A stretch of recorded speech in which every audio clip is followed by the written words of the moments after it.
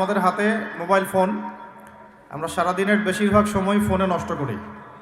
তো এই জন্যে আল্লাহ পাক বলেই দিয়েছেন পবিত্র কোরআনুল কারীমের মধ্যে, বা'দা আউযু বিল্লাহি মিনাশ শাইতানির রাজীম, যে ইন্নাল্লাহা লা ইউগাইয়িরু মা বিকওমিন হাত্তা ইউগাইয়িরু মা বিআনফুসিহিম।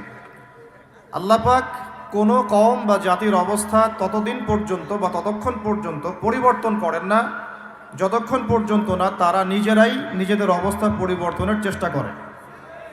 আল্লাহ পাকের ওয়াজের উপর কোনো ওয়াজ আছে? আবার বলছি, আল্লাহ পাক বলেছেন আল্লাহ রব্বুল আলামিন কোনো জাতির অবস্থা ততক্ষণ পরিবর্তন করেন না যতক্ষণ না নিজেরাই নিজেদের অবস্থা পরিবর্তনের চেষ্টা করে। আমরা কি আমাদের অবস্থা পরিবর্তনের চেষ্টা করতে চাই?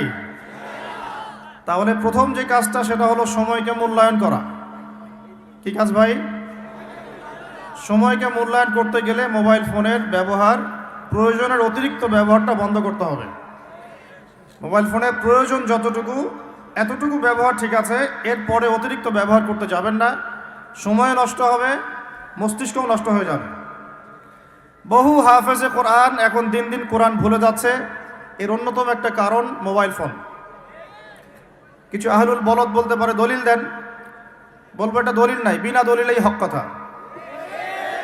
আর এই দলিল বুঝতে হলে সাইকিয়াট্রিস্টের কাছে যান, ডক্টরের কাছে যান, তিনি বুঝাবেন যে মোবাইল ফোনের আসক্তির কারণে মেমোরি কিভাবে দিন দিন ড্যামেজ হয়ে যাচ্ছে। তো আমাদের দেশে একটা প্রবলেম দেখা যাচ্ছে, আমরা ডিগ্রি সার্টিফিকেট অর্জন করছি কিন্তু সৃজনশীলতা তৈরি হচ্ছে না। সৃজনশীলতা তৈরি হচ্ছে না, এর পিছনে অন্যতম একটা কারণ হচ্ছে মোবাইল ফোনের অতিরিক্ত ব্যবহার। এবং আমাদের বাচ্চা কাচ্চাদের অবস্থা আরও বেশি ভয়ঙ্কর। একটা শিশু বাচ্চাকে মোবাইল ফোন দেখানো ছাড়া মা ভাতও খাওয়াতে চাচ্ছেন না। এতে করে তার মেমোরিটা ছোটোবেলাতেই ড্যামেজ হয়ে যাচ্ছে। আমরা যারা স্কুল কলেজ ইউনিভার্সিটির ছাত্রছাত্রী আছি, এদের একটা বড় অংশই, দিনের একটা বড় অংশ মোবাইল ফোনে পড়ে থাকে। এই কারণে একটা পড়া তারা বেশি দিন মনে রাখতে পারছে না। আমরা নিজেরাও ভুক্তভোগী। একসময় কোরআনের যে কোনো পৃষ্ঠার যে কোনো আয়াত অনেক সময় নাম্বার সহ বলে দিতে পারতাম, কিন্তু এই মোবাইল ফোনের ব্যবহারের কারণে আস্তে আস্তে আমরাও দেখা যাচ্ছে আয়াত বলতে গিয়ে ভুল করছি, হাদিসের রেফারেন্স দিতে গিয়ে ভুল করছি। অনেক চিন্তা করেছিলাম যে এর পিছনে কারণটা কি। আমরা তো মুজাহাদা করে যাচ্ছি, কারণটা কি? কারণটা হচ্ছে ডিভাইসের অতিরিক্ত ব্যবহার।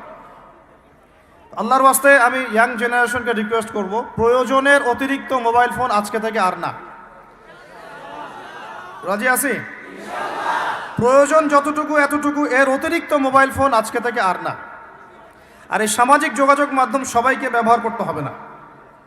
একটা বিষয় যদি সামনে চলে আসে, এই বিষয়টাকে নিয়ে সবাইকে কথা বলতে হবে না, সবাইকে পোস্ট দিতে হবে না, সবাইকে লিখতে হবে না, সবাইকে শেয়ার করতে হবে না। যারা ওই বিষয়ে বিশেষজ্ঞ তারা সেই বিষয়ে কথা বলবেন।